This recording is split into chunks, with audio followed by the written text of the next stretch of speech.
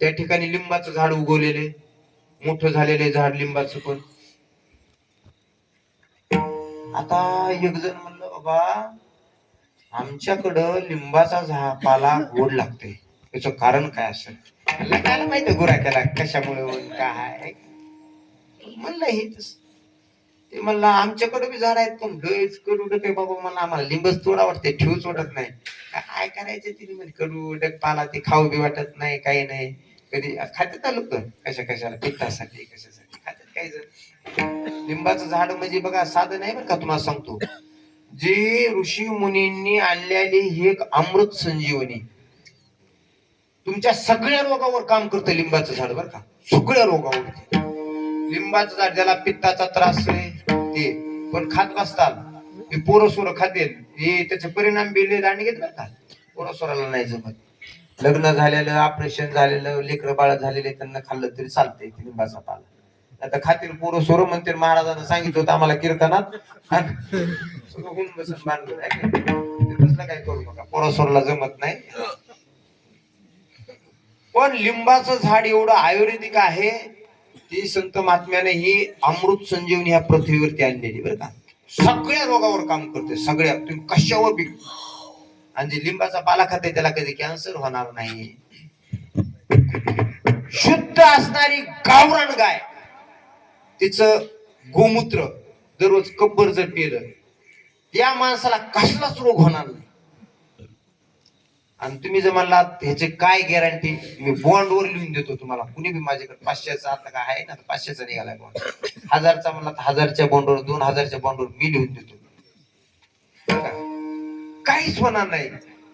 गावरान गाईचं बरं का, नाही तर पेतान जर्शीचं नसतं हो आहे का नाही. गावरान म्हणून गावरान गाईचं तुम्ही गोमूत्र घ्या बरं का, कसलाच रोग येणार नाही.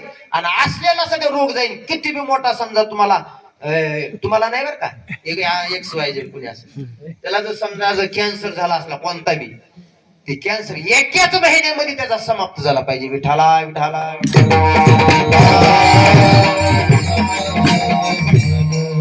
का म्हणे गुण चंदनाचे अंगी तैसे तुम्ही जगी संत जन. काय मध्ये मध्ये तुम्हाला फुले दिले म्हणजे व्यावहारिक ज्ञानामध्ये भर होती तुमच्या. आणि भविष्यामध्ये काही कोणाला तसं आलंच, तसे येऊ नये वेळ कुणावरती बरं का. पण कुणी तुमच्या समजा कुणी आणखीन असले त्यांच्यावर आली तर तुम्ही त्यांना सल्ला देऊ शकता. विठाला विठाला का म्हणे गुण चंदनाच्या अंगी तैसे तुम्ही जगी संत जन. अशा प्रकारे संत महात्म्याच्या ठिकाणी कसे गुण आहेत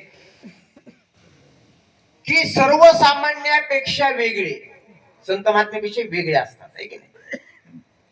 जे की चंदनामध्ये जे गुण आहेत ते सगळ्याला सुगंधी करतात, सर्व परिसराला, झाडाला, आहे की नाही. तसं संत महात्मे पण तसेच आहेत की संत महात्मे काय करतात, त्यांच्यासारखंच बनवतात बघा. त्यांच्यासारखं म्हणजे बघा ना, तुम्हाला माहित असेल आतापर्यंत उदाहरण. जगद्गुरु तुकोबारायच्या संगतीत आले 14 टाळकरी, सगळे संतच झाले का नाही.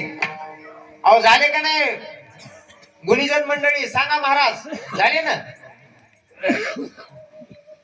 ज्ञानोबारायच्या संगतीत अहो प्रेत प्रेत प्रेत माहिती का, ते 1272 ते टीका केली ज्ञानेश्वरी.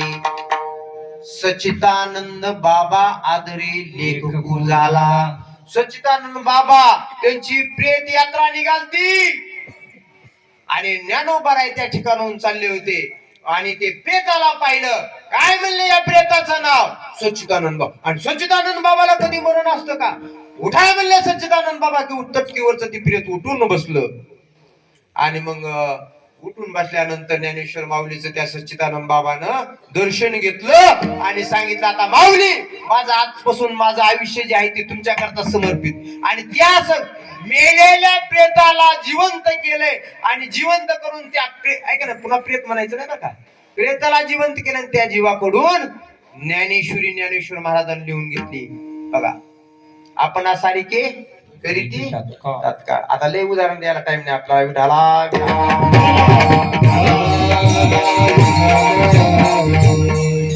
असे हे संत महात्मे आहेत. म्हणून अभंगाच्या शेवटच्या चरणामध्ये जगद्गुरु तुकोबाराय सांगताय, तुका म्हणे गुण